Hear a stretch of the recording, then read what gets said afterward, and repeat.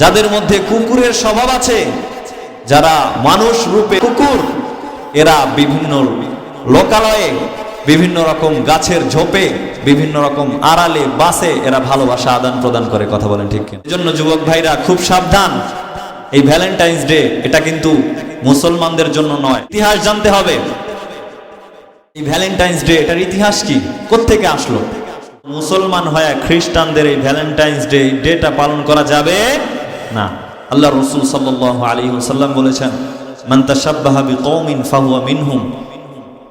যার সাথে যার মহাব্বত তার সাথে তার কিয়ামত। জানেন তো ভালোই, সামনে আমাদের একটা ডে আসতেছে যেটা অত্যন্ত ভয়ঙ্কর, বিশেষ করে আমাদের যুবক ভাইদের জন্য অত্যন্ত ভয়ঙ্কর একটা দিবস।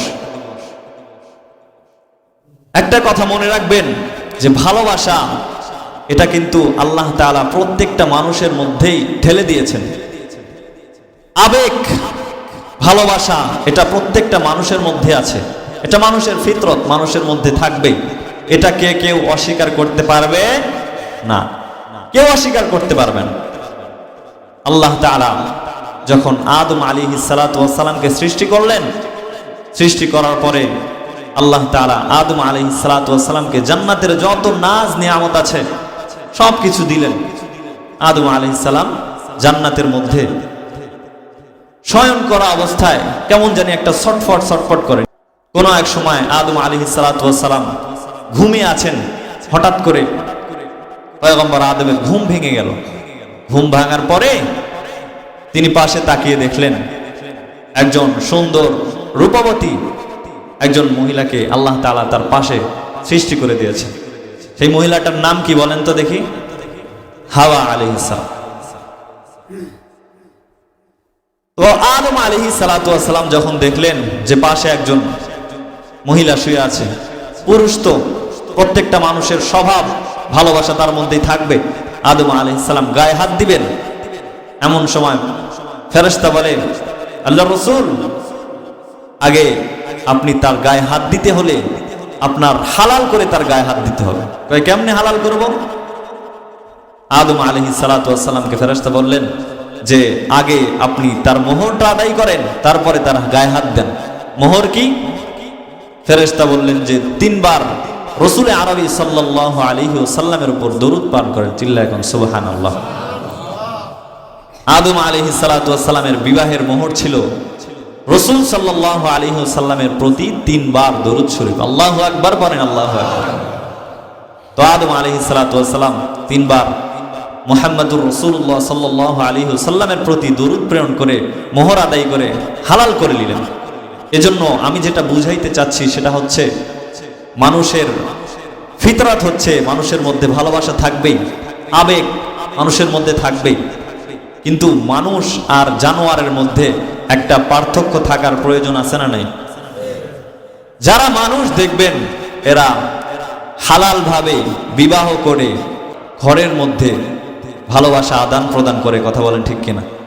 কিন্তু জন্তু যাদের মধ্যে কুকুরের স্বভাব আছে, যারা মানুষ রূপে কুত্তা কুকুর, এরা বিভিন্ন লোকালয়ে, বিভিন্ন রকম গাছের ঝোপে, বিভিন্ন রকম আড়ালে, বাসে এরা ভালোবাসা আদান প্রদান করে। কথা বলেন ঠিক কিনা? যুবক ভাইরা খুব সাবধান। আমাদের যুবক ভাইরা আবার খুব চালাক। এরা বলে যে গাছ লাগান, পরিবেশ বাঁচান। ভালো কথা, সত্য, গাছ লাগাইলে পরিবেশ বাঁচে, সেখান থেকে আমরা অক্সিজেন গ্রহণ করি, ভালো। তবে ওদের উদ্দেশ্যটা কি জানেন?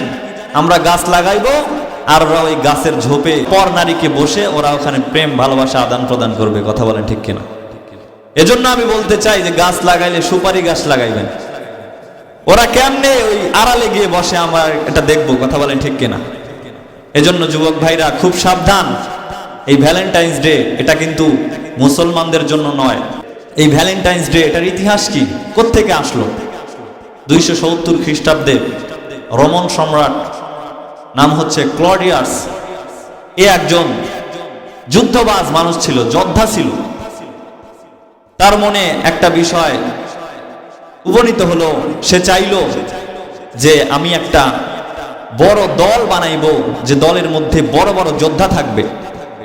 তো সে এলাকার মধ্যে এলান করে দিল যে সকলেই যুদ্ধে যাও, যোদ্ধা হইলে তো আগে সেভাবে ট্রেনিং প্রাপ্ত হইতে হয়, কথা বলেন ঠিক কিনা? তো সে বলল, এলাকার মধ্যে এলান করে দিল যে সবাই যুদ্ধে যাও, ট্রেনিং প্রাপ্ত হও, আমি একটা দল তৈরি করতে চাই, শক্তিশালী মজবুত দল। তো সে যখন এলান করলো তখন লোকজন যায় না। যাবে কেমনে? কারো সন্তান আছে, কারো বিবি আছে, বিবি বাল বাচ্চা চাইরা কেমনে যাবে? যাইতে চায় না।